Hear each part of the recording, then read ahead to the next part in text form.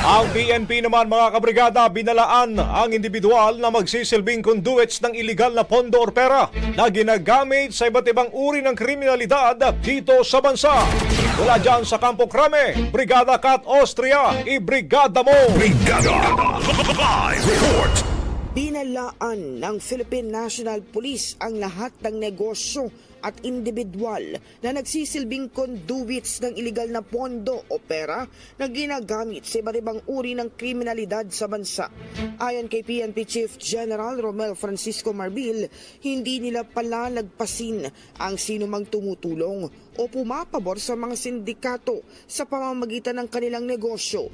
Malalang nabunyag na humingi ng aabot sa 18 milyon ang ilang sinibak at kasalukuyang nasa ilalim ng restrictive custody ng mga pulis mula sa 3 biktima sa isang questionabling operasyon sa Tondo, Maynila nitong buwan ng Pebrero.